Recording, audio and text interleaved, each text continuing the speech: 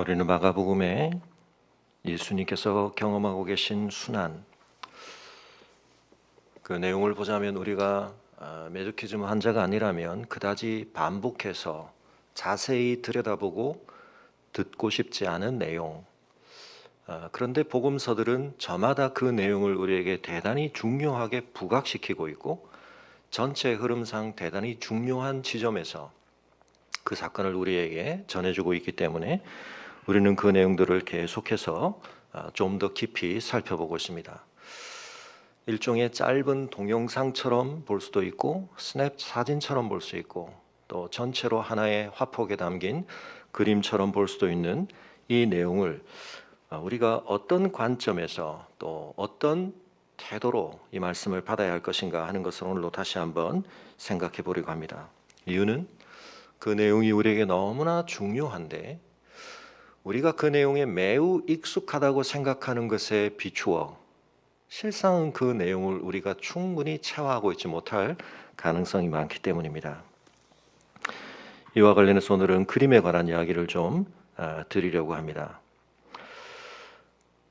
작년에 우리가 코로나 때문에 정신없이 지나가는 동안 많은 일들이 있었는데 특별한 관심을 갖지 않으시면 알 수 없는 내용 중에 하나, 우리나라가 문화유산과 관련해서 2004년부터 정부가 포상을 하고 있는데 아마 그 이후 이루어진 포상 가운데 가장 큰 금관 문화 훈장이라고 하는 것이 작년에 한 사람에게 주어졌습니다.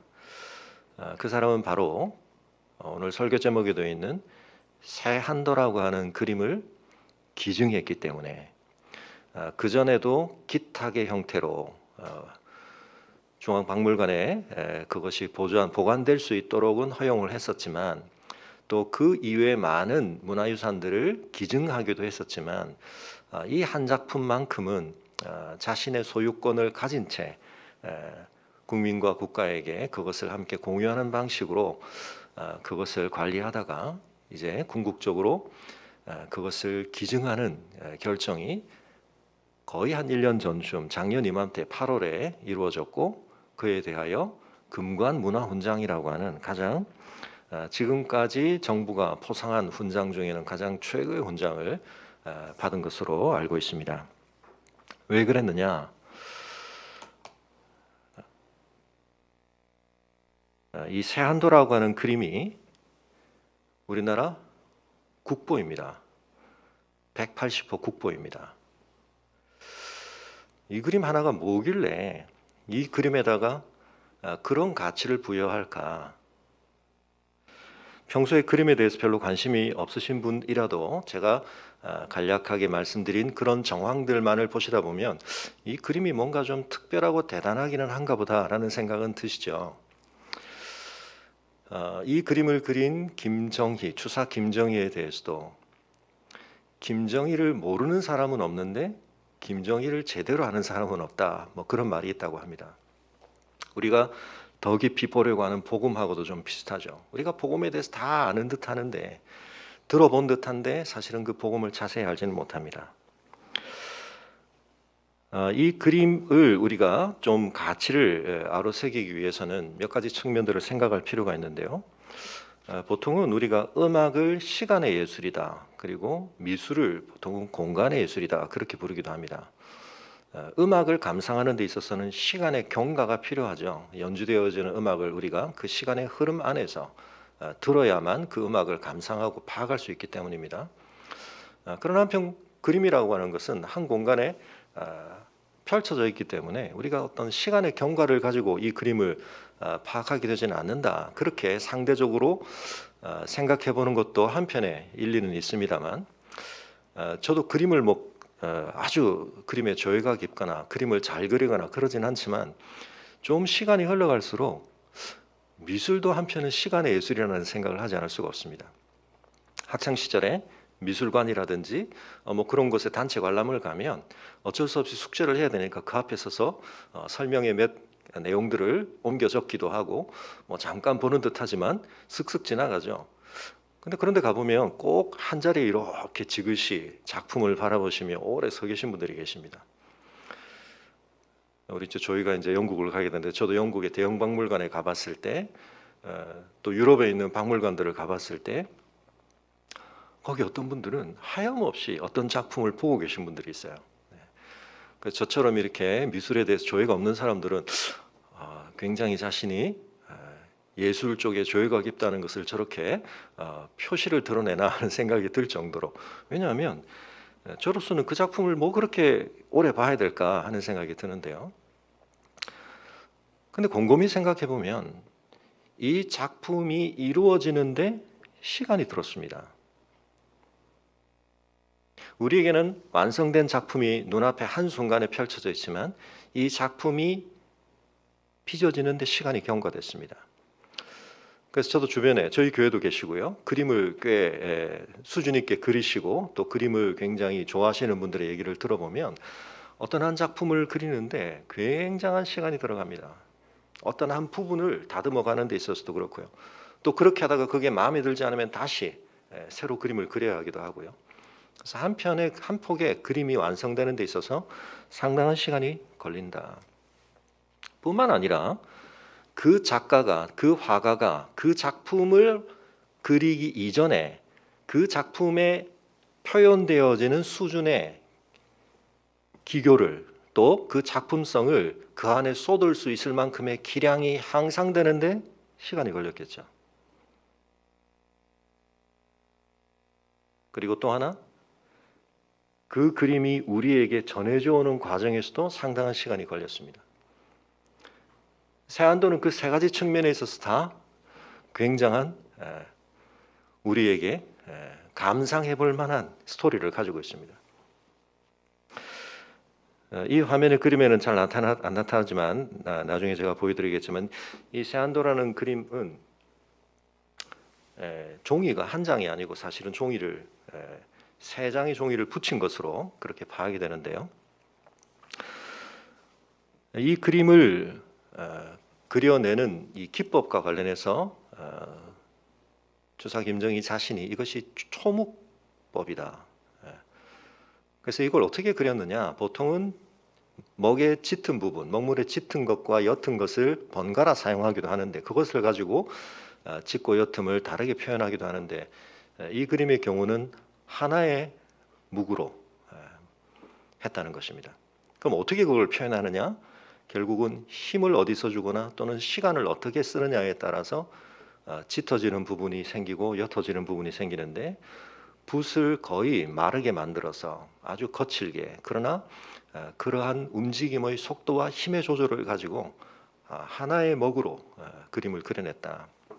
우리는 그런 걸 다 파악할 수는 없습니다만 전문가들이 그런 이야기를 합니다. 이 그림에 그려진 것 내용적으로 별것 없죠. 집 한 채가 보이고 소나무와 잣나무가 보입니다. 근데 이름은 세한도, 여기서 세한이라는 건 굉장히 추운 겨울을 뜻하죠. 세한 연후에, 그렇게 추워진 다음에야 알게 된다. 송묵지후조, 소나무와 잣나무는 시들지 않는다는 걸 알게 된다. 뭔가 구별이 되는. 그래서 여기에는 다른 모든 것들이 생략되어 있고 간단하게 소나무와 잣나무, 그 추운 가운데서도 뭔가를 버티고 있는 그 나무의 모습만이 담겨 있는데요. 아시는 분들도 계시겠습니다만 이상적이라고 하는 그의 제자라고 부를 수도 있고 또 그를 따랐던 사람, 역관입니다. 외국을 다니면서 통역을 했던 출신인데, 추사 김정희는 원나라, 청나라, 젊어서부터 관직에 오르는 것보다는 원나라와 청나라에 쌓여 있었던 상당히 축적된 그런 많은 학문들, 그 당시 학문이라는 게 글을 쓰고 글을 읽고 그림을 그리고 붓으로 하는 것들이 많았죠. 그런 것들을 굉장히 심취해서 탐구를 했고, 그런 가운데 뭐 옹방강이라든지 청나라에 있는 대가들로부터 인정을 받기도 하고 그랬었는데, 이 그림을 그릴 때는 제주도에 유배를 와 있을 때였죠. 그 유배 정도도 앞서의 그림들을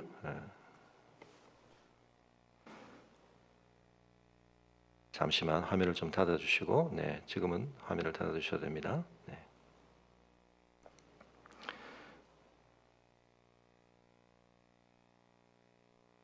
화면을 켜주시고, 이 제주도로 와서 여기가 주상 김정희가 유배를 했던 곳인데요. 바로 이 자신이 유배하던 집에서 이 그림을 그린 것입니다. 울타리가 가시로 둘려져 있는 위리 안치라고 해서 오직 이 집 안에만 머물러야 되는 상당히 형벌이 강한 그런 유배를 받은 것인데요. 굉장히 고생을 많이 했다. 그리고 자기에게 유일하게 힘이 되어줄 수 있었던 김유군이라는 사람, 정치적으로는 반대편에 있었지만 그런 사람이 죽어버리게 되고 아내도 죽게 되죠. 사실은 그 아버지가, 그 순조가 세도 정치를 좀 벗어날 수 있도록 하기 위해서 효명세자에게 대리 통치를 맡기고 있을 그때 이 김정희의 아버지가 효명세자와 굉장히 가까웠기 때문에 어떻게 보면 전도가 유망했고, 또 그런 가운데 효명세자가 편찬을 했던 그런 책에서 정칠품에 해당하는 신분에 있었지만 그 표지에 글을 쓰는, 얼마나 글이 멋집니까? 그런 어떻게 보면 앞이 창창한, 좀 늦은 나이에, 30의 나이에 처음에는 다른 학문들을 추구하다가 이제 관직에 오르게 되었는데 전도가 유망한 가운데 있다가 어떤 면에서 억울하게 이 세도 정치의 틈바구니에서 효명세자가 너무 일찍 죽게 되고 그 다음에 일어난 그런 정치적인 풍파 속에서 유배를 가게 되죠. 그런 가운데 어떻게 보면 과거의 자신이 굉장히 잘 나갈 것이라고 기대가 되었을 때는 사람들이 자기를 따르기도 하고 인정도 해주고 그랬겠지만 이 유배 생활을 하고 있는데 한 5년 정도 지난 뒤에, 그러나 앞서 말씀드렸던 그 한 사람만이 자신이 그토록 좋아했던 청나라와의 그런 교류 속에서 자신에게 최신 학문에 대해서, 그곳의 동향에 대해서 알려줄 뿐만 아니라 엄청난 책들을 실어와서 전해주게 됩니다. 거기에 대한 고마움을 가지고 그려준 거죠. 그래서 이 그림의 위에 보면 이 그림을 누구에게 주는가라고 하는 것에 대해서 우선 그 호죠 밝혀놓고 있습니다. 이런 그림이기 때문에 사실은 이 그림 속에 있는 그림은 추사 김정희가 뭔가를 보고 그린 그림이라기보다는 추상이 김정희 자신에 대한 어떤 고백을 담고 있는 자화상과도 같은, 그리고 해석을 하기에 따라서는 앞서 말씀드렸던 것처럼 왜 종이를 붙였을까? 사실은 그 옆에 있는 발문을 보면 종이가 굉장히 좋은 종이가 있습니다. 그리고 추사 김정희는 그 당시에도 최대한 좋은 종이를 구해서 많이 그렸는데 왜 그림은 붙여서 그렸을까? 종이 자체도 굉장히, 그러니까 어떻게 보면 좀 처량한 자신의 신세, 그리고 그림의 내용도 그렇고요. 그래서 한편은 그 그림을 준 사람에게 그를 칭송하는 내용이기도 하지만 그 사람이 그 그림을 가지고 중국을 갈 거라고 김정희는 기대하고 있었다. 그래서 실제로 이 그림이 중국으로 갑니다. 가서 많은 사람들에게 보여줍니다. 그래서 이 그림에 전시되는 내용을 좀 보면,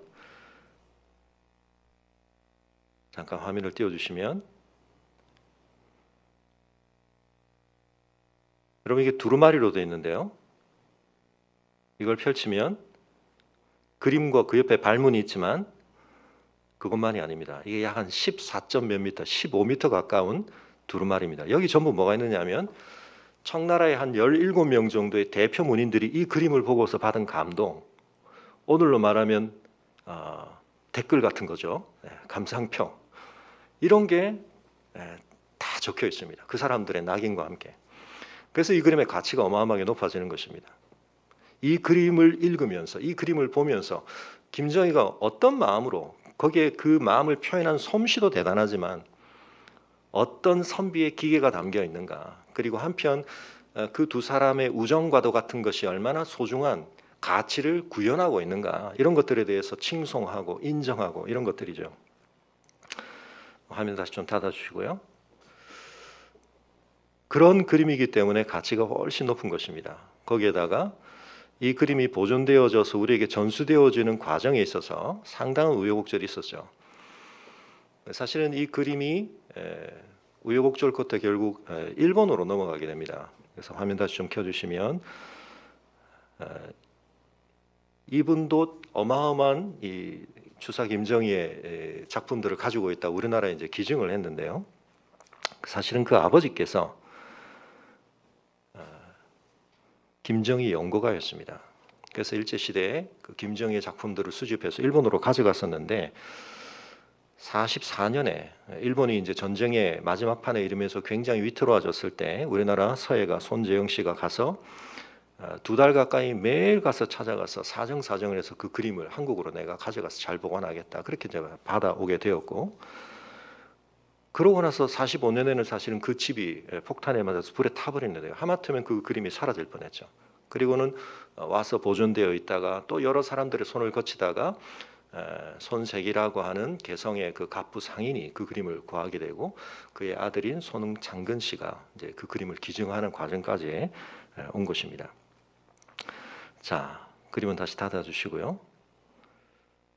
그런데 이렇게 대단한 그림을 우리가 국보로 가지고 있지만 이름은 세안다로가 많이 들었지만 제가 오늘 조금 장황하게 설명을 드리기 전까지는 뭐 그 작품이면 어떨까 하는 생각을 하셨을지 모르겠습니다. 그러나 설명을 좀 듣고 보니까 가서 한번 보고 싶은데 그런 마음 좀 드시나요?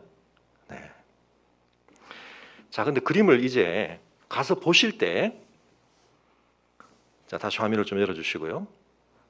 자, 이 그림을 다시 한번 우리가 그냥 우리의 관점에서 한번 보겠습니다. 뭐 그렇게 대단하다고 하니까 대단한 줄은 알겠는데, 자, 여러분이 보시기에는 이 그림이 근데 어떤가요, 좀? 혹시 좀 그림이 좀 이상하다라고 느껴지는 부분 없으십니까?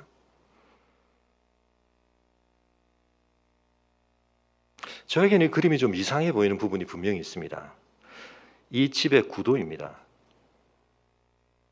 요즘 아이들에게 집을 그리라고 했을 때 아이들이 이렇게 그리면 미술학원에서 또는 학교 미술 선생님이 어떻게 하실까요? 지도를 하실 가능성이 많습니다. 아주 어린 나이에 그림을 이렇게 그리면 봐주시는데 나이가 들었는데도 그림을 이렇게 그리면 네가 좀 구도를 잘못 잡고 있다. 그렇게 하실 가능성이 많습니다. 실제로 제주도에 추사관이 세워져 있는데요. 거기에는 실제 이 집이 있습니다. 자, 여러분 이 집의 모양과 이 그림의 모양이 어떻습니까? 중요한 차이가 있죠. 그 차이 중에서 제일 중요한 부분은 제가 일부러 이 사진을 고른 이유는 여러분 여기를 잘 보십시오. 여기 어떻게 되어 있죠? 우리의 눈에는 벽이 왼쪽으로 그 벽의 두께를 우리에게 나타내도록 보여주죠. 맞습니까? 근데 그림에서는 어디에 있습니까? 그게 오른쪽에 있습니다. 이거 이상하게 안 보이시나요? 이해가 안 되십니까?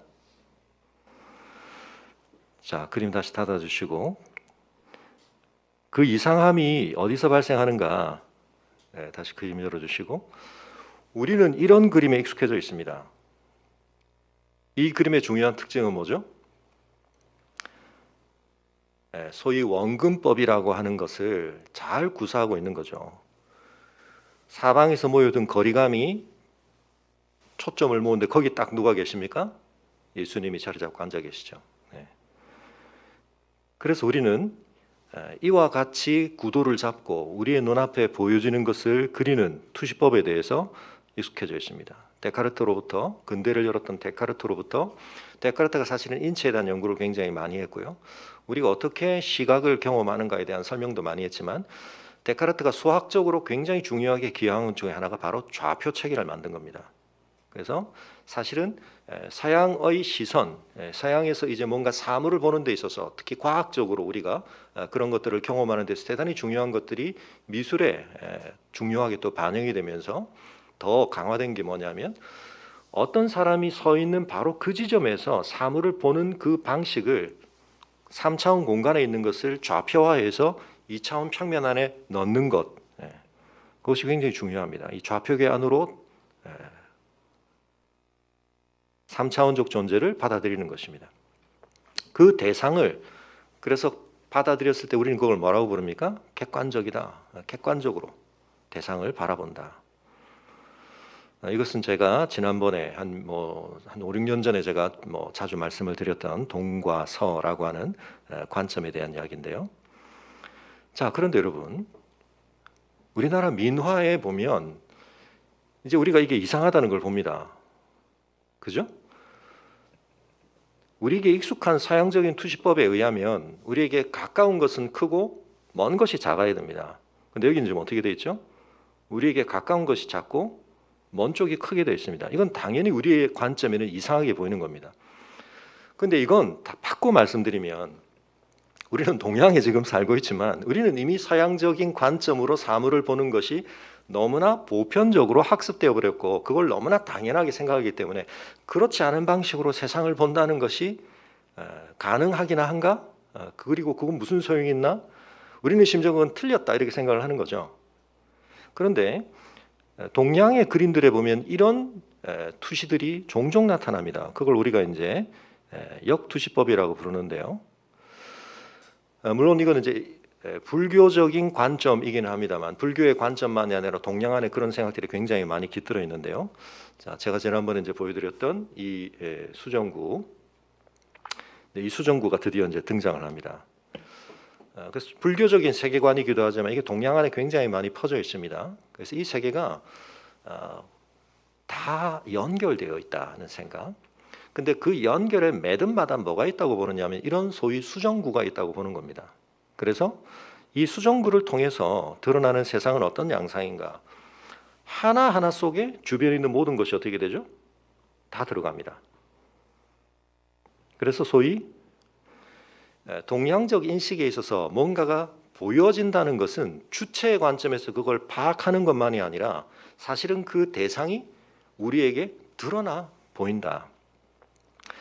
그런데 여러분 이게 근대를 넘어서 뒤로 가면 갈수록 서양에서도 점점 강조가 됩니다. 현상학이라든지 하이데거의 예술론이라든지 이런 거 보면 결국 주체가 뭔가를 파악하는 어떤 것만 하는 게 아니라 대상이 우리에게 드러난다. 사실 우리가 주체로서 가지고 있는 관점과 틀이라고 하는 것이 어떤 점에서는 그 대상 세계에 있는 어떤 것들을 제대로 우리가 마주하지 못하게 만든다. 이런 생각들을 이제 서양에서도 많이 하게 됩니다.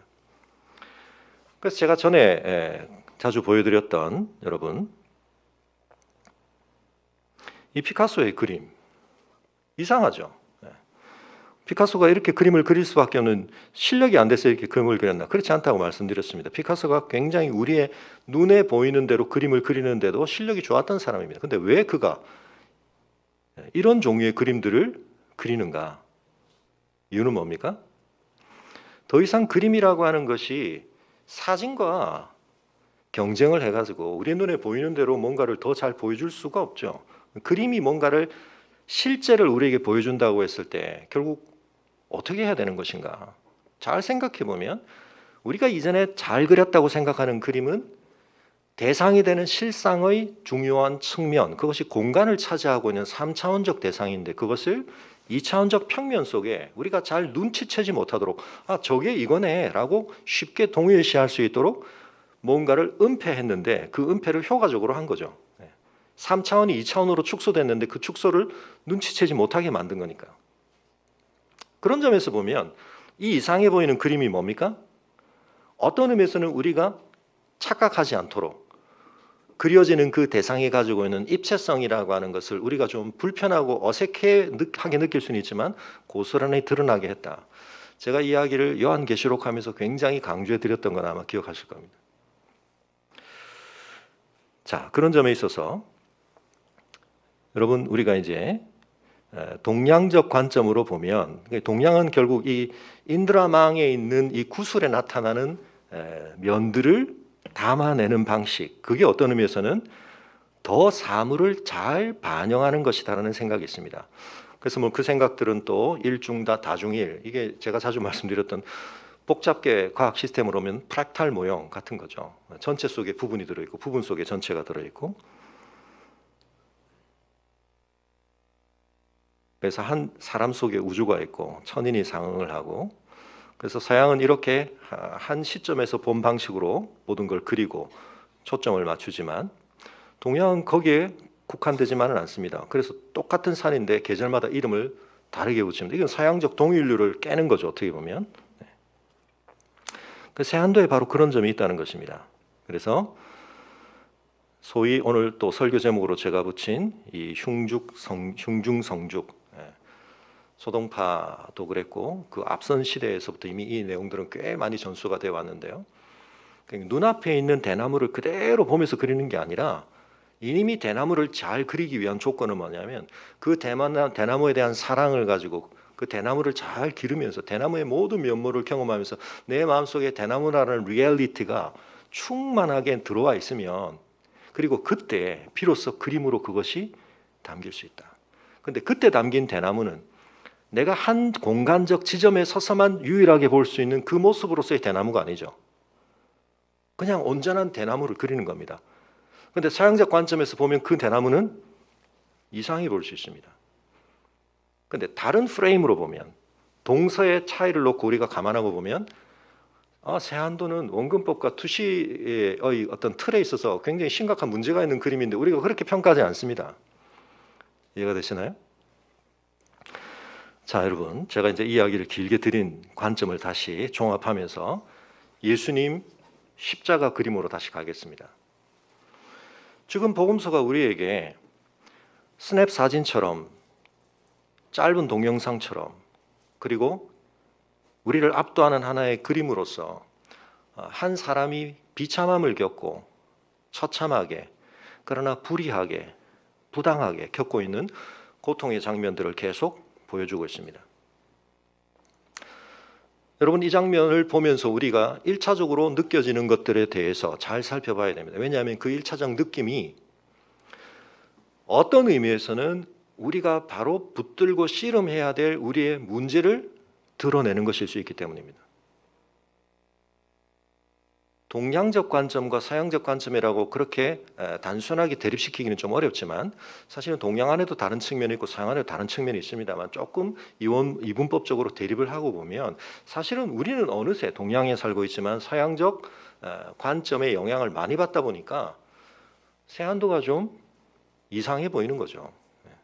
어설퍼 보이는 것입니다, 심지어.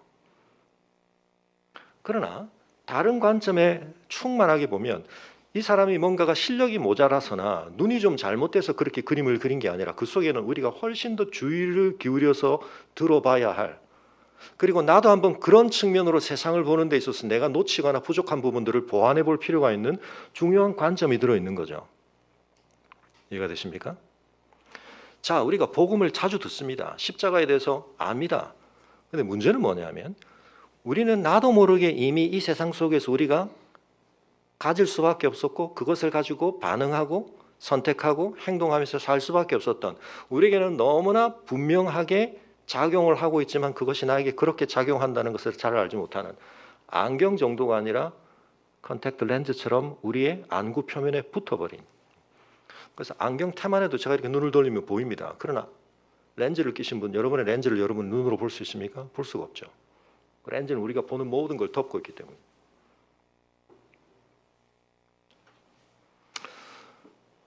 어떤 점에 있어서 우리가 십자가를 보면서 느끼는 불편함이 있습니다. 십자가 이야기를 들을 때 느끼는 좀 어려움들이 있습니다. 저는 그걸 아주 강렬하게 경험했습니다. 저는 정식으로 교회를 나가서 그리스도인으로서의 신앙생활을 본격적으로 한 것은 초등학교를 졸업한 바로 그 겨울 방학쯤이었습니다. 근데 제가 교회를 나간 적이 있습니다. 그 전에 언제 나갔냐면 제가 3학년 때인데, 동네에 그 당시에는 이 여름에 성경학교를 하면 애들을 이렇게 막 몰아갑니다. 그 저희 형님 누님하고 같이, 형님 누나랑 같이 저도 그냥 휩쓸려 가지고 갔습니다. 교회 가가지고 일주일을 했어요. 마지막 금요일 날에는 제가 연극을 하는데 솔로몬을 했습니다. 꽤 잘했다는 인정을 받았고, 그랬는데 제가 그날 밤에 마지막 프로그램을 하다가 제가 뛰쳐나와 버렸어요. 마지막 날 저녁에 뭘 했을까요? 애들을 다 본당에 모아놓고 영화를 한 편 틀더라고요. 근데 영화가 무슨 영화였을까요? 예수님 영화였습니다. 근데 잘 보다가 제가 십자가 장면에서 더 이상 못 보겠더라고요. 제가 나와버렸습니다. 나오면서 제 마음이 무슨 마음이 들었냐면, 그때까지는 분위기가 좋았거든요. 맛있는 것도 주고 막 재밌는 게임도 하고 막 그랬는데, 저 비참하고 처참하고 잔혹하고 저 음침한 이야기를 왜 아이들에게 보여주지? 요즘 생각하면 한편은 예수님 모습을 보여주더라도 좀 잘 좀 가려서 보여줄 필요는 있겠다는 생각은 드는데 그분들이 아마 믿음이 충만하셨던 것 같아요. 네. 역시 교회는 갈 곳이 아니구나. 교회 이상해. 근데 여러분 지금 저에게 이 역사 속에서 발생한 사건을 촬영할 수 있거나 그림으로 보여줄 수 있다고 했을 때 그 장면을 제가 가장 영광스럽게 생각하고 가장 아름답다고 생각하고 가장 고귀하다고 생각할 장면을 하나 고르라고 한다면 제가 뭘 고를까요? 십자가입니다. 그 사이에 제가 뭔가 인식 체계에 심각한 혼돈과 변화가 생겨서 제가 메조키스트가 되어가지고 정상적인 감각과 양측을 가지고 있다면 눈 뜨고 지켜볼 수 없는 그런 상황을 버젓이 보면서 즐거워할 수 있는 그런 이상한 사람이 됐기 때문일까요? 제 안에 뭐가 많이 들어왔기 때문입니다. 설교치고는 좀 긴 시간이었지만 어떤 측면에서는 굉장히 짧은 시간으로 제가 세안도에 대한 설명을 드렸는데 세안도를 여러분 조금 다르게 볼 마음이 생기셨죠? 마찬가지입니다. 세안도를 많이 봤다는 게 중요한 게 아니라 세안도 속에 뭐가 들어있지? 뭐가 세안도를 빚어냈지? 김정희의 역사가 뭐지? 저 그림을 그린 사람과 저 그림을 선물로 받은 사람 사이의 우정이 뭐지? 저 그림 속에 들어있는 앙상하게 남아있지만 아무것도 없는 것 속에 버티고 있는 저 소나무와 잣나무가 노노에서부터 뭘 상징해왔지 선비에게? 그건 서양에도 있던 개념입니다. A friend in need, a friend indeed. 가장 어려울 때 친구가 진정한 친구다. 자신이 유배당하고 있는 그 사람과 그런 친분과 교류를 계속한다는 것이 얼마나 불리할 수 있는데 그걸 마다하지 않고 김정희에 대한 존경심을 가지고 자기 자신도 이제 끈 다 떨어지고 부당한 일을 당했지만 그걸 하소연할 수도 없고 그런 가운데 있지만 그 속에 깃들어 있는 그 사람의 고귀함, 가치 생각하면서 충성스럽게 어렵게 위험을 무릅쓰며 책을 갖다 주고 닫힌 세상과의 소통의 채널이 되어줬던 그 사람에 대해서 고마움을 가지고 남긴 그 작품이 여러분 우리나라의 국보가 됐습니다. 근데 여러분 이 세안도는 비교할 수가 없습니다. 정말 처참하게 그 당대의 권력들에 의해서 부당하지만 명백하게 조롱당하고 처형당하고 있는 한 죄수. 그러나 그분 속에서 우리는 뭘 봐야 합니까? 그 악이 총집결하여 총공세를 벌림으로 악의 총체적인 폭로가 들어가는 그 바로 사건 속에서 그 악에 대한 뿌리 깊은 하나님의 정의를 회복하시고 하나님의 나라를 실현하시는 가장 놀라운 하나님의 지혜와 권능과 하나님의 선하심과 하나님의 신실하심을 우리가 보아낼 수 있는가? 저는 복음도 몰랐고 초등학교 때 제 눈앞에 펼쳐진 예수님에 대한 하나의 이미지는 그걸 전해주기에는 좀 부족했습니다. 그러니까 그런 준비가 안 된 사람한테 그냥 이게 예수님이라고 보여주는 건 제가 볼 땐 큰 의미는 없는 것 같아요. 어떻게 알 수 있습니까? 여러분 오늘 본문에도 보면 예수님께서 엘리 엘리 라마 사박단이라고 외치십니다. 우리가 가상칠언이라고 예수님께서 십자가 위에서 7마디를 적어도 하셨다 그렇게 알고 있지만 그건 복음서를 다 모았을 때고요. 마가복음 안에서는 구체적인 내용이 밝혀진 것은 이것이 유일합니다. 다음 주에 우리가 보겠지만 마가복음에서 예수님이 돌아가시기 전에 큰 외침을 하신 건 언급하는데 그게 이 내용과 같은 걸 지금 취하는 것이 아닌지에 대한 논란이 있습니다만 어쨌든 내용을 알 수 있는 외침으로는 이게 유일합니다. 예수님께서 최대한 말을 자제하셨습니다. 근데 바로 곁에서 들었던 사람들이 그 내용을 알아들었습니까? 못 알아들었습니까? 못 알아들었습니다.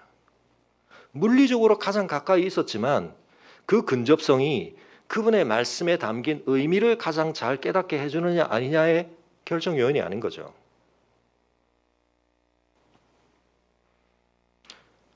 발음이 유사하니까 자기들이 생각하고 싶은 대로 엘리야를 부르는구나 그렇게 생각합니다. 나름의 근거는 있습니다. 왜냐하면 그들의 인식 틀 속에 어떤 예상과 기대가 있냐면 이 세상에 대한 하나님의 통치가 회복될 때 구약에 있었던 어떤 인물 중에 한 사람이 돌아올 것이다.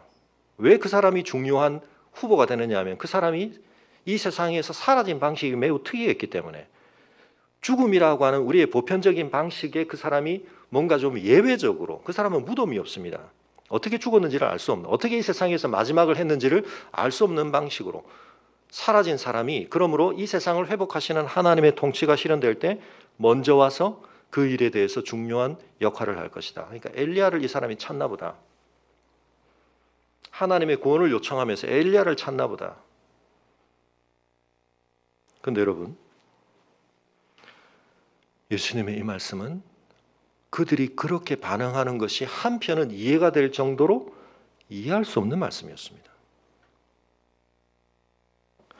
저는 아직도 이 말씀을 이해할 수가 없습니다. 세한도의 그림이 왜 저렇게 되어 있나? 불교적인 인드라망이라든지 동양적 사고의 틀에서 보면 투시법을 우리가 생각하는 것처럼 그렇게 원문법적으로 그렇게 하지 않고 동양적 사고는 다른 방식으로 사물을 보면서 그걸 흉중성죽과 마찬가지로 내 안에 다 받아들인 채 그걸 다시 구현해내기 때문에 그 구도에 매이지 않고 보니까 피카소도 그렇게 했네. 입체파도 그렇게 했네. 오케이, 이해할 수 있어. 예수님의 이 말씀 이해할 수가 없습니다.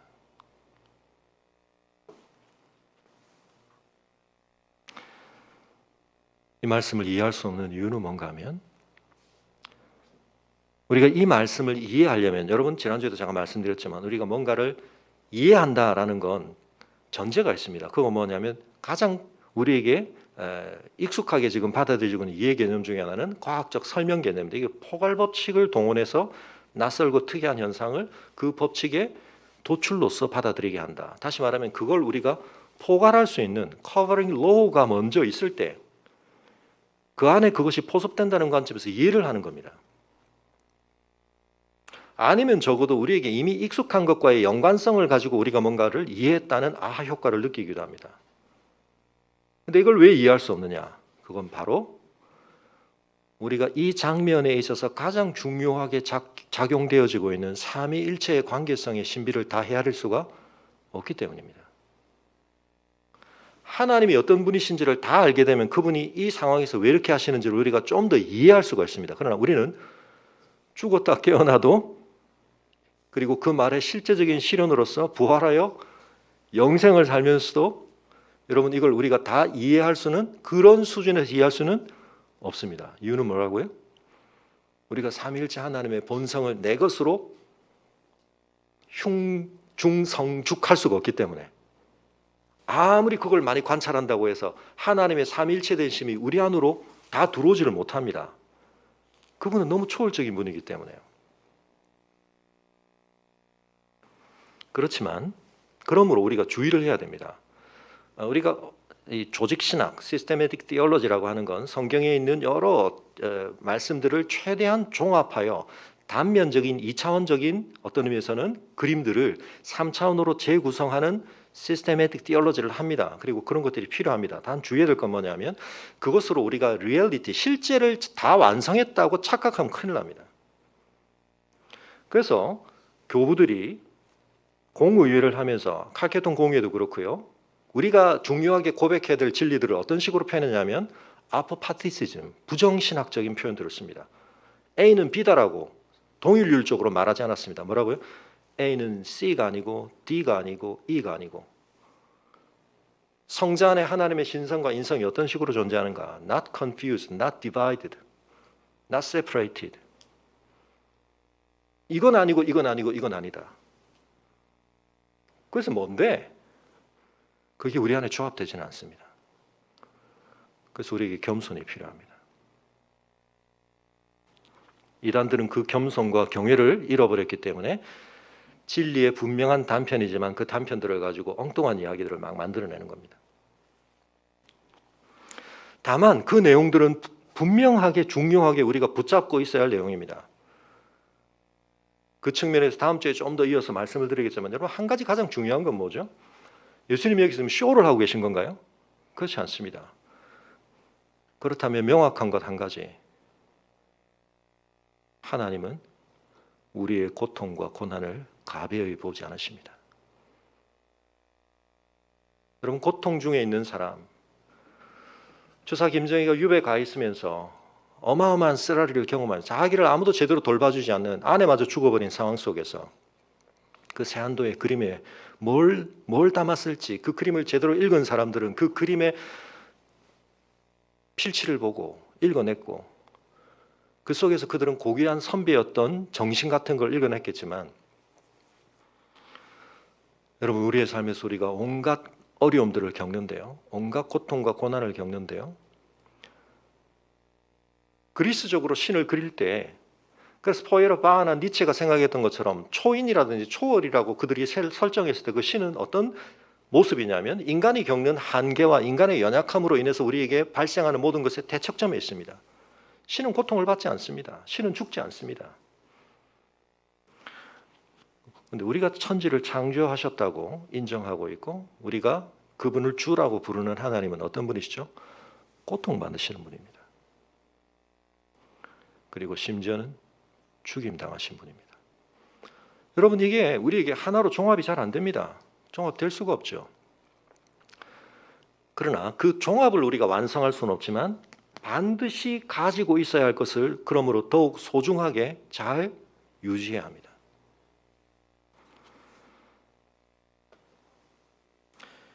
이 고통 속에는 여러 의미가 담겨 있습니다. 하나님은 반드시 죄가 심판받게 하십니다. 하나님의 통치를 거역한 것에 대해서, 하나님의 가장 선한 의도를 거스른 것에 대해서 하나님은 그것을 반드시 심판하십니다.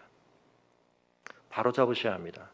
하나님의 구원이라는 것은 이 심각한 문제를 없던 것 취급하거나 가볍게 치워버리시거나 덮어버리시는 것으로 일어나지 않습니다. 이 심각한 것은 심각하게 처리되어야 합니다. 제대로 처리되어야 합니다. 값이 지불되어야 합니다. 근데 여러분, 그 측면과 관련해서도 이전의 모든 하나님의 심판과 구원은 대상이 나눠져 있었습니다. 그런데 이 이야기가 절정에 이르게 될 때, 여러분, 산이 그렇죠. 산 꼭대기는 어떻습니까? 결국 하나의 점이 남습니다. 그 점에 이르게 되었을 때 하나님께서 이 세상에 대한 책임을 가지시고 이 세상에 대한 의도를 품으시고 이 세상에 대한 주권을 실현하시되 그 과정 속에서 발생한 모든 악을 하나님께서는 반드시 처리하셔야 되는데 그 처리 속에서 하나님은 어마어마한 고통을 감당하십니다. 이 사실을 잊지 마시기 바랍니다. 이 세계에 대해서 우리가 겪는 모든 고난과 이 세상이 뭔가 부당하게 우리의 삶에 대해서 가하는 어려움들에 대해서 우리가 느끼게 될 때 여러분, 너무 가볍게 하늘을 향해 삿대질하지 마시기 바랍니다. 궁극적으로 하나님이 이 세계를 어떻게 회복시키신다고요? 하나님의 아프심 속에서, 하나님의 말할 수 없는 고통받으심 안에서 하나님은 이 세상에 발생한 모든 고통을 그 안에 다 내포하시고 그것을 무시하지 않으시고 그것을 가볍다고 말하지 않으시고 그 문제를 처리해 가십니다. 또 한 가지 중요한 것은, 그러므로 하나님은 우리가 과정으로 겪는 모든 고통과 아픔에 대해서 그것을 외면하고 계시지 않습니다. 우리가 너무나 단순하게 공식 몇 가지 가지고 하나님의 이미지를 그려놓고는 내 상황이 그 그림에 의해서 커버링 로우의 역할을 하지 않으니까 하나님이 그러시다는데 왜 내가 이렇습니까? 우리가 너무 그렇게 단순하게 반응하는 것은 우리가 신앙이 자라갈수록 좀 극복해야 될 모습입니다. 여러분, 그걸 우리가 이미 어떻게 할 수 있습니까? 시편 속에서 하나님께서 당신의 언약 백성들의 노래집으로 공식적으로 인정하신 그것을 기도요, 찬송이요, 노래라고 받으시는 그 노래 속에 뭐가 들어있습니까? 어마어마한 탄식들이 들어있습니다. 예수님께서 지금 십자가 위에서 내뱉으신 이 말씀은 정확하게 지난주에 확인시켜드린 것처럼 시편 22편 1절입니다. 그 수많은 탄식시들 가운데 하나. 여러분, 그게 의미하는 바가 뭐죠? 예수님께서는 이미 이 모든 구약이 다 나에 관한 것이고 내 노래라고 말씀하셨는데 그 중에 분명히 시편도 포함시키셨습니다. 누가복음 24장에서. 하나님은 당신의 백성들이 이 땅에서 이런 노래를 부를 수밖에 없는 어떤 상황들을 겪는다는 사실에 대해서 귀를 막고 눈을 막고 계시지 않습니다. 그리고 그것을 내가 알 뿐만 아니라 받으신다고 말씀하실 뿐만 아니라 어떻게 해요? 그 자리에 서 주십니다. 그 자리에 함께 계십니다. 여러분, 세안도라는 그림이 많은 사람들에게 보편적 가치를 인정받는 것 중에 하나는 우리가 언제 현실인식이 가장 좀 예리해지고 가장 어떻게 보면 가장 올바라지는가, 많은 사람들이 어쨌든 인생의 경험 속에서 느끼게 됩니다. 태평할 때, 평안할 때, 내가 모든 것이 내 마음대로 잘 될 때, 그때는 사실 우리 자신도 그렇고 많은 부분에 있어서 우리가 오히려 잘못될 가능성이 굉장히 큽니다. 근데 언제요? 내가 어려움에 처하고 보면 누가 진짜 내 친구인지도 알게 되고요. 내가 간과하고 있었던 삶의 더 중요한 실제와 리얼리티가 뭔지를 알게 됩니다. 나의 말초적 감각을 그냥 충족시키는 어떤 것이 내 삶의 행복이 될 수 없구나. 뭔가 더 근본적이고 중요한 것에 대해서 내가 초점을 맞춰야 되고 바로잡아야 되고, 근데 때로 그 어려움 속에서 우리가 그런 것들을 포착하게 되고 뉘우치게 되고 각성하게 되고 씨름해 보게 되고 심지어 열매를 얻게 되는 것입니다. 그래서 여러분, 고난의 자리가 결코 우리에게 불필요하거나 불편하게만 한 자리는 아니어야 한다. 그래서 로마서에서도 분명히 뭐라고 말합니까? 우리에게 그 담대한 확신이 있지만 그렇기 때문에 우리가 그 영광을 가진 자답게 어떻게 된다고요? 고난도 받아들여야 된다.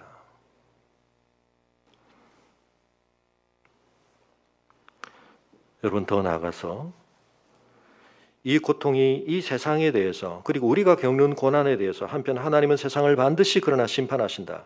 그러나 하나님은 그 속에서 발생하는 하나님의 통치를 거스르는 세력들로 말미암아 우리가 겪게 되는, 또는 우리 자신 안에 있는 그 죄성으로 말미암는 우리의 고통을 외면하지 않으신다 뿐만이 아니라, 그러나 우리가 아무리 생각을 해봐도 우리가 거기에 범접할 수 없는 방식으로 이 속에는 신비가 들어있다. 그래서 여러분, 이 상황 바로 앞전에 뭐가 있었다고 마가가 기록하고 있습니까? 칠흑 같은 어두움을 하나님이 보내십니다. 앞을 분간할 수 없는 3시간에 걸친, 근데 여러분, 이 시간의 길이가 중요한 게 아니고 이 시간의 깊이, 이 시간 속에 발생하는 사건의 깊이가 중요한 겁니다. 뭘 의미하는 거죠? 이건 출애굽기에 있는 내용입니다. 출애굽기 10장에 바로 하나님께서 그 구약의 가장 대표적인 하나님의 구원 사건을 성취하실 그때에 애굽의 권세를 꺾으시고 하나님의 주권을 당신의 백성들에게 실현하셔서 그들을 죄의 종노릇함으로부터 자유케 하실 그때 무슨 일이 발생합니까? 6월절 어린 양의 죽음 바로 앞에 마지막 9번째 재앙이 뭐죠? 애굽이 가장 높은 곳에 있어서 세상을 다스린다고 생각하며 가장 중요한 권세를 인정했던 태양신 라에 대해서, 태양에 대해서 하나님이 주권 선포를 하시는 겁니다. 어둠을 주십니다. 그런데 그 어둠은 어떤 의미를 갖죠? 이제 곧 그 하나님의 통치에 순종하지 않는 자들에게 어마어마한 하나님의 인자와 자비를 기대할 수 없는 심판이 임할 것을 어떤 의미에서는 예표하는 것입니다. 마지막 사인입니다. 물론 이 장면에서 독생자를 잘못 대하고 있는 사람들에 대해서 하나님이 좀 무서움을, 두려움을 느끼게 하는 사인으로 이걸 주셨다라고 보는 분들도 계시지만, 뭐 그런 측면을 느끼는 것이 잘못됐다고 말할 수는 없지만, 그러나 1차적으로 이 어두움은 누구에 대한 메시지일까요? 이 아들을 잘못 대하고 있고 아들을 죽음으로 몰아가고 있는 사람들에 대한 게 아니라 지금 그들의 죄가 쏟아져서, 마치, 이건 비유적인 표현이기 때문에 조심해서 이해하셔야 됩니다. 마치 스펀지처럼 사실은 그분 안에는 죄가 하나도 없는데 모든 죄를 다 빨아들이신 것처럼 그분에게 쏟아지는 총집결되고 총공세가 주어지는 총체적 악의 그 많은 것들에 다 집약체가 되어버린 그분 안으로 하나님이 실제로 그분을 어떻게 여기신다고요? 죄로 삼으셨다. 육신에 있는 모양, 이번 주 우리가 로마서 8장에서 봤죠. 죄 있는 육신의 모양으로 보내셔서 그에게 죄를 정하셨다.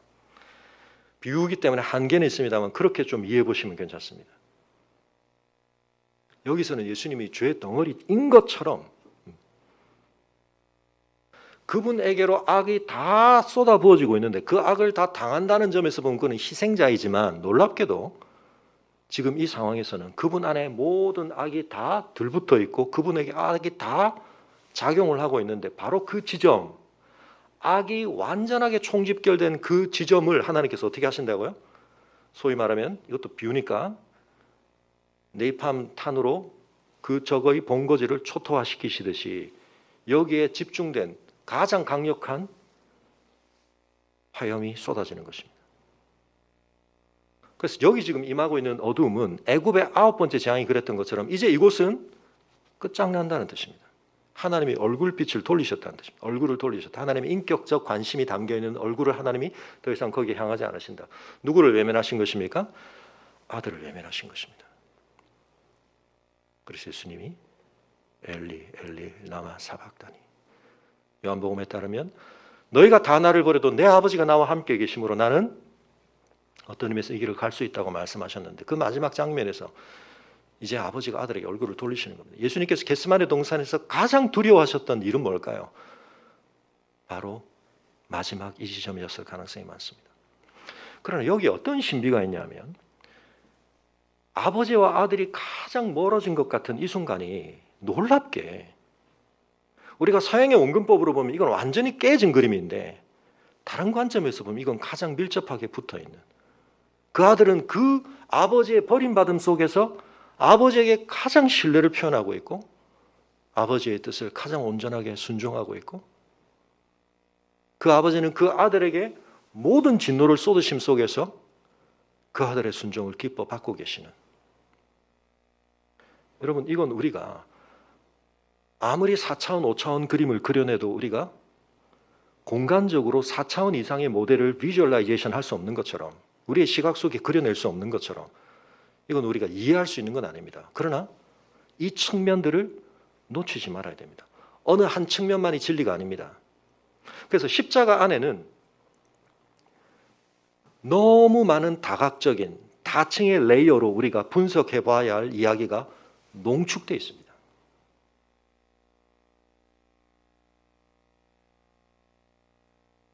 그래서 바울이 뭐라고 말합니까? 나는 예수 그리스도의 십자가를 아는 것 외에는 알고 싶지 않다. 그 십자가가 얄팍한 것이라면 그것만 알면 안 되잖아요. 그것만 알고 다른 거에 대해서 무지해지면 안 되잖아요. 근데 바울이 왜 그렇게 고백할 수 있었는가? 거기에 모든 것이 있기 때문에. 우리가 그런 기대와 그런 관점으로 십자가를 봐야 한다.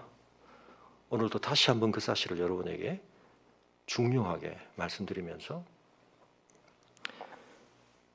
여러분 기회가 되시면 국립중앙박물관에 가셔서 세안도를 한번 보시기 바랍니다. 그 속에 깃들어 있는 지난 역사들을, 그리고 그 역사의 한 구체적인 장면에서 많은 사람에게 존경을 받는, 그리고 그의 삶으로 축적한 중국에 있는 사람들이 경탄해할 만큼의 그 붓 속에 자신의 실력을 농축시킨 한 사람의 드라마 같은 그 이야기에 여러분 눈과 마음을 기울여 보실 수 있기를 바랍니다. 그러나 여러분,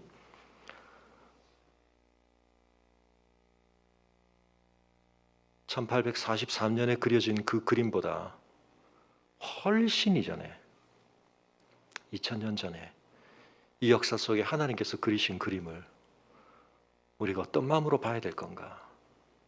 그 점에 대해서 여러분, 내가 지금까지 봐온 관점이면 난 다 봤어.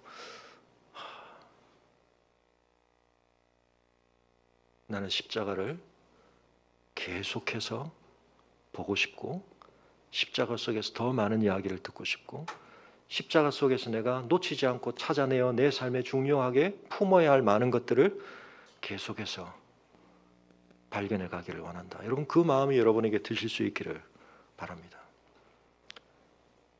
흉죽, 중성죽도 중요한데요. 대나무도 소나무도 집도 우리 안에 충만하게 들어와서 거하면 좋겠죠. 그러나 여러분 우리 안에 정말 흉중성죽해야 될 게 뭡니까? 복음입니다. 복음. 예수 그리스도가 누구이시고 그분 안에서 무슨 일이 있었는지를 내가 우리에게 주어진 계시 안에서 최대한 받아들여서 품어서 그 이야기 속에서 내가 놓치지 않고 붙잡아야 할 소망도 찾고, 그 속에서 내가 씨름해야 할 숙제도 찾고, 그 속에서 내가 담대하게 주장해야 될 하나님의 약속도 찾고, 이 세상을 어떻게 보는 것이 옳은지에 대한 우리의 관점도 찾고, 그 삶을 감당하는 데 너무나 힘겨운 우리를 도우시는 하나님의 권능도 찾고, 그리고 무엇보다 그 무엇으로도 해석될 수 없는 내 삶의 칠흑 같은 어둠 속에서, 그 고난 속에서 유배지의 추사 김정희가 자기 홀로 있는 것 같았지만 자기를 찾아주었던 그 누군가에게 선물을 하고 싶었던 그 마음과는 비교할 수 없이 하나님이 자신의 독생자를 선물로 주시며 자신을 내어주시며 내가 고통받는 그 자리가 내 인생의 마지막 자리가 되지 않도록 그 자리에서 내가 하나님께 진노와 저주받아 부를 수밖에 없었던 그 탄식을 가져가시며 나의 모든 탄식을 찬송으로 바꿔주시는 그 은혜가 있다는 것을 깨달을 수 있도록, 내 삶에 무엇도 나에게 소망이 될 수 없고 무엇도 위로가 될 수 없고 내 미래에 대한 어떤 보장도 될 수 없는 바로 그 절박한 상황 속에서 그때야 비로소 십자가가 제대로 보이고 십자가를 흉중성죽하시게 되는 여러분들이 되실 수 있기를 주님의 이름으로 축원합니다. 우리 함께 자리에서 일어나겠습니다.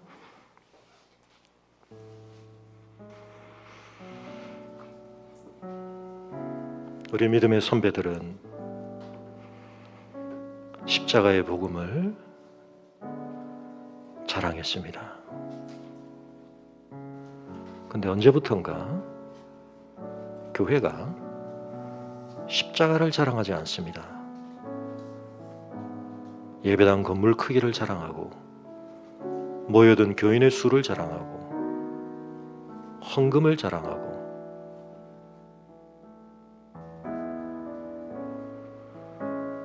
우리의 마음속에 십자가를 제대로 볼 수 있는 영의 눈이 열려야 하겠습니다. 말씀을 들어 그 말씀이 내 안에 쌓이고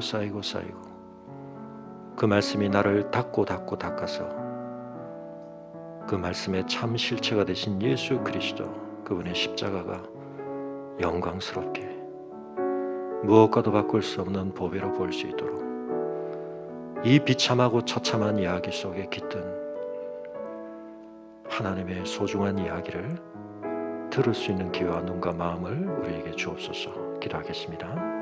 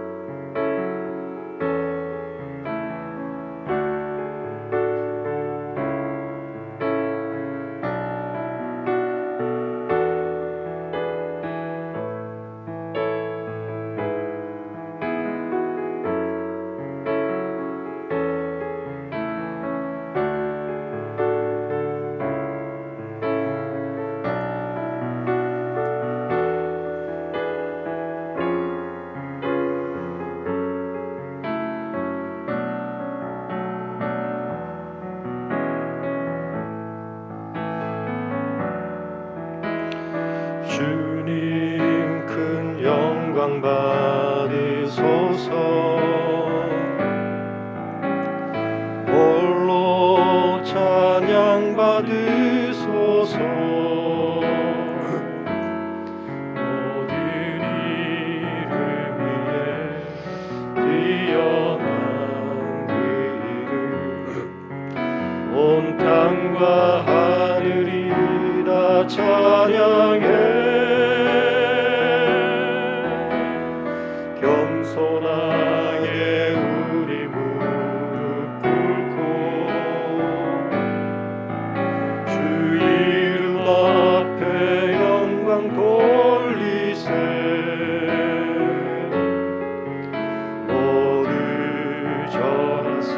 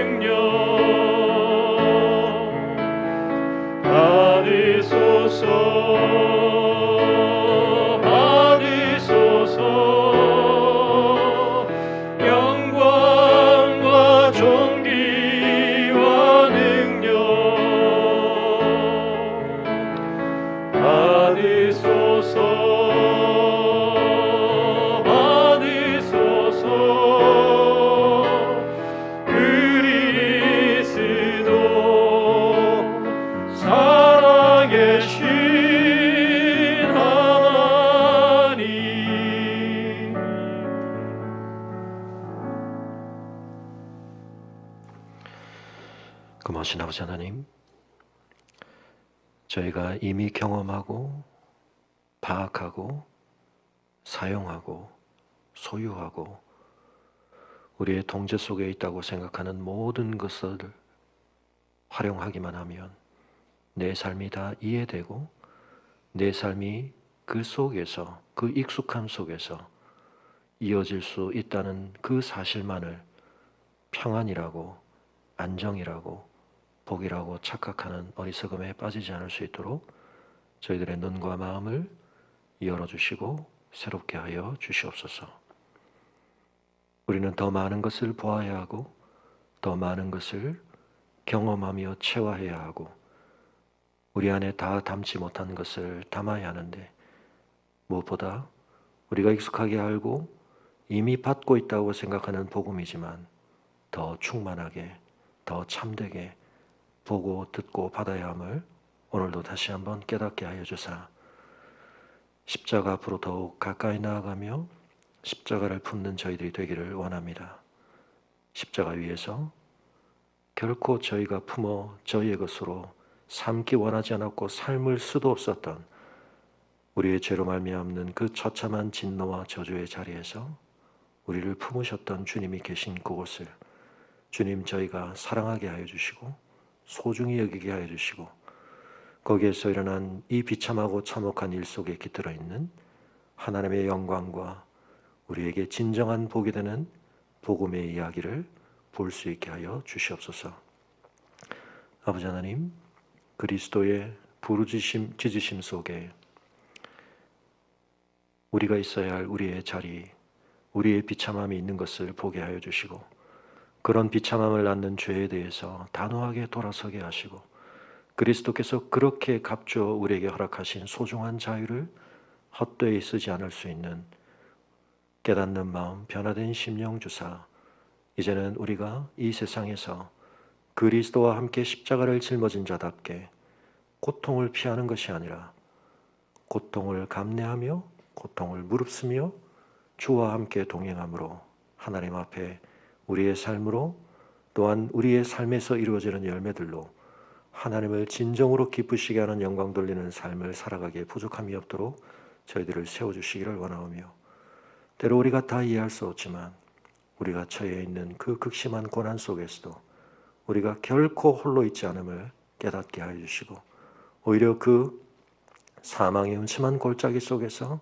주의 지팡이와 막대기로 함께 하실 뿐만 아니라 주께서 내가 내려가야 했지만 내가 내려가기 원하지 않았고 내려갈 수 없었던 바로 그 구덩이 속에서 우리를 위해 부르짖으시고 우리를 위해 버림당하시고 우리의 것이 되게 하여 주신 이 진정한 복음의 복된 자리를 주님, 저희가 소중히 여기며 주님과 동행케 하여 주시기를 간구하고, 이제는 우리 주 예수 그리스도의 은혜와 우리 아버지 하나님의 그 크신 사랑과 성령의 감화 감동 교통하심이 복음 앞에 늘 새롭게 서며 복음 안에서 우리가 듣고 보고 받아야 할 모든 것들을 더욱더욱 충만하게 받고 살아가기를 원하는 주의 성도들의 걸음 위에 지금부터 영원토록 함께 하시기를 간절히 축원하옵나이다. 아멘.